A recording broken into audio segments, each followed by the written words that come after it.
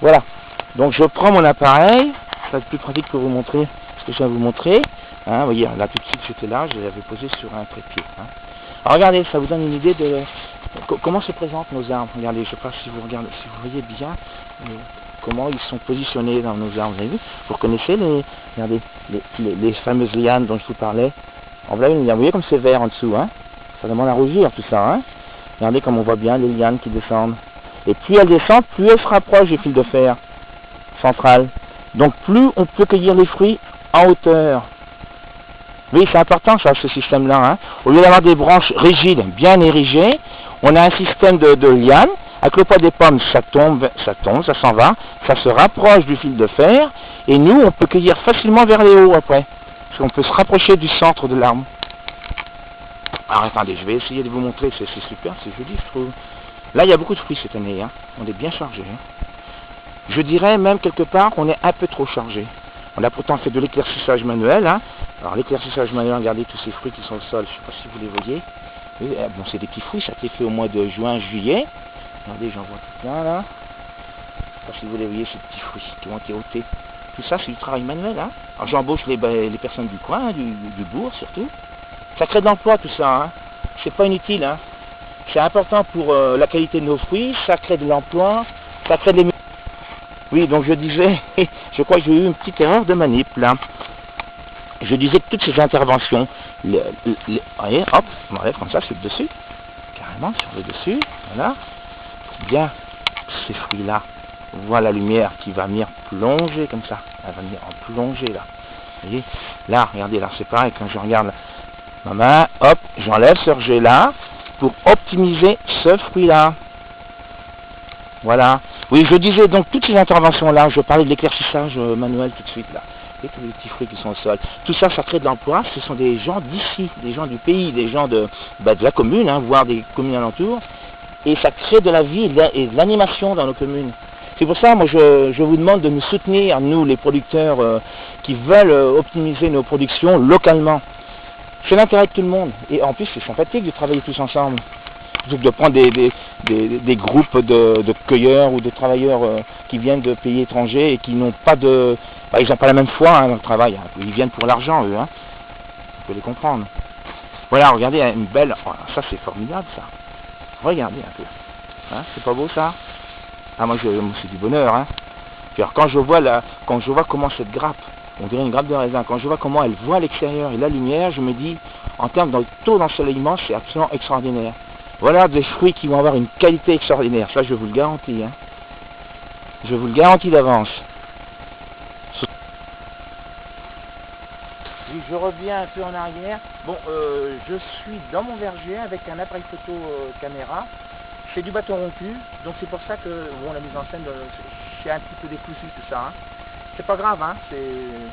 Au moins, moi je n'ai rien préparé. J'ai rien sur papier. Je vous dis comme ça me vient. Hein. Tout à l'heure, je vous parlais de la carpovirusine. Oui, ça c'est un peu vidéo. Il y a deux générations de carpos dans le Sud-Sarthe. Hein. Il y en a du printemps, je dirais jusqu'à fin juillet, et une autre génération, la deuxième génération de début août, je dirais, sur un ordre d'idée, hein, jusqu'à fin septembre. Deux interventions dans la première génération, voire une intervention dans la deuxième génération, et je pense que vous aurez couvert tous les risques de carpos dans vos jardins. Hein, ça ne sert à rien d'en mettre plus qu'il en faut. À vous de savoir par contre quand le faire. Ça, vous pouvez essayer de me téléphoner, ça je vous le dirai, parce que je sais quand il y a les pics, les risques. Vous venez vers moi et moi je vous dirai, c'est l'heure ou c'est pas l'heure. Voilà, merci.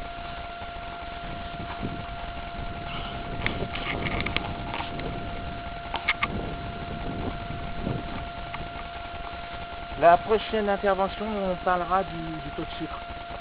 Dans 15 jours, même pas une semaine, on sera dans l'Eltar. Donc là, on va commencer nous aujourd'hui, je pense. Mais je vais attendre que le stade s'avance et je vous parlerai des taux de sucre, hein, pour savoir quand on déclenche la colère. Et puis également, tout ce qui touche l'amidon. Hein, parce que l'amidon se transforme en sucre. Et nous, on calcule cette évolution-là, cette transformation-là. Amidon, sucre. Aujourd'hui, on est en phase amidon. Hein, bon là, c'est encore un gala, là. Vous voyez comme c'est... Voilà un fruit qui, lui, pour être payable. Voilà des fruits bien rouges, là, vous voyez. Mais on attend d'en avoir un peu plus. Et puis l'autre sucre n'y est pas encore. Donc on attend un peu.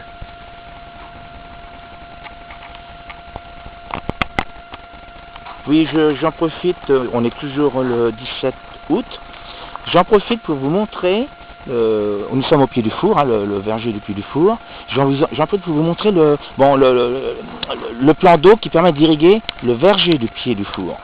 Alors ici, c'était une zone humide avant, c'était un marécage qui a été transformé en plan d'eau. C'est extraordinaire parce qu'ici, il y a un effet puits, hein. Le niveau baisse et par en dessous, l'eau revient. Parce que c'est comme si on était dans un puits en fin de compte. Hein. Regardez comme ça baissait le niveau. Là, je ne sais pas si vous voyez, hein, le niveau. Et quand on regardez la hauteur, on a perdu presque 2,50 m de hauteur. C'est impressionnant, hein. Mais rassurez-vous, hein, c'est pas de la surconsommation d'eau, hein, on consomme très peu d'eau en fin de compte. Hein. Ça paraît impressionnant comme ça. Alors je vous montre le plan d'eau dans son ensemble. Voilà, je fais le tour, vous voyez, c'est plein d'arbres tout autour. Alors, ça participe à la zone humide, ça. Hein. C'est pris en compte, c'est comptabilisé dans la zone humide. Vous voyez, hop, bon là je monte au talus parce que là je suis dans le vide là, hop, je reviens à ma hauteur, on va aller un peu plus loin, voilà. On s'en sert également de lieu de loisir, ça nous arrive parfois de prendre des petits bains, parce que l'eau elle est claire, hein, c'est de l'eau de source. Hein. Vous voyez, j'ai un petit plongeoir là, je sais pas si on voit bien, ah, voilà, de l'eau de source, en voilà une qui est captée là, je sais pas si vous la voyez bien, vous l'entendez. Je vais vous montrer d'autres sources, alors, parce que c'est plein de sources ici. Hein. Ici, on ne travaille pas avec l'eau du sous-sol, hein, des nappes phréatiques, hein, on travaille avec les eaux de surface et les sources de surface. Hein. Nous sommes remplis de mouillères. J'en vois une autre là. Alors, il y en a qui sointent, hein, qui coulent beaucoup moins que d'autres. Là. Allez, ici, ça en est une, ça, au bout du tuyau, là. C'est une source. Là, on va remonter, on va la remonter en amont. Donc, elle passe là. Là, vous avez la cabane d'arrosage, hein. Je vous ai parlé de l'irrigation la dernière fois. Ben là, c'est le même principe au pied du four que l'autre verger de Malville. Hein. Regardez les sources là. Hop là. Je ne sais pas si vous les voyez bien. Voilà. Vu sur un autre plan, le plan d'eau. Hein. On le voit autrement. Là, on voit une source là qui coule. Puis je vais aller vous montrer une autre source plus loin. Nous avons 5 sources qui coulent dans le temps du pied du four. C'est pas banal. Hein. C'est important. Pour un petit verger comme le nôtre, c'est de l'or. Hein. Nous sommes dans un coteau et en haut du coteau, nous donnons sur un grand plateau qui s'en va jusqu'à la commune de Loye. Et c'est énorme, quand il pleut, toute cette masse d'eau-là, ou une partie tout du moins, revient vers Cromières, revient vers nous, par le Bailleul.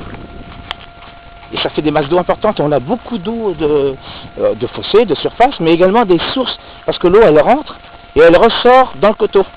Dès qu'elle touche une zone d'argile, elle remonte. Et nous on est pile à cette charnière-là. Donc bah, c'est du bonheur, hein. Il y a de l'eau partout, j'en vois une autre là. Alors ça c'est une fontaine. Alors je ne sais pas si vous allez bien la voir, je vais essayer de m'approcher. Regardez comme ça descend là. Comme ça descend. Hein. Regardez. Alors, si vous voyez le tuyau là, enfin, moi je le vois bien. Et ça c'est une source, c'est la source de Gourgagne ça. Avant c'était un lavoir. Donc j'ai capté cette eau. Voilà, donc oui, donc c'est l'eau de Gourgagne, je crois qu'on a un problème de pile là. Là c'est encore une autre source, je vous disais. C'est l'eau de Gourgagne, c'est une source. Elle est captée beaucoup plus haut, elle est tout en haut du verger, en amont. On a fabriqué une fontaine tout en haut. Dans le temps, c'était un lavoir. Les gens de la commune venaient laver leur linge là. Vous voyez, ça remonte à loin ces sources-là. Hein. Et moi, je les captais par gravité. Comme je la capte en hauteur, je la prends dans un tuyau dans la fontaine. Ça descend plus bas. Comme le point de départ est plus haut que la levée de mon étang, et ben ça passe par-dessus par le tuyau noir que vous voyez. Et je capte cette eau-là. Sinon, cette eau-là, ben, s'en irait dans l'Argance et puis dans le Loir. Hein. Mais vaut mieux ça que de prendre les eaux des nappes phréatiques. C'est beaucoup plus intelligent et beaucoup plus utile pour tout le monde. Alors, l'étang vu d'ici, bah, tenez, on découvre une petite plage là. Voilà, je sais pas si vous la voyez bien. On voit le fond, oui, c'est pas un grand plan d'eau. Hein. Le cubage, on l'obtient sur la profondeur. Quand il est plein, on a 5 mètres.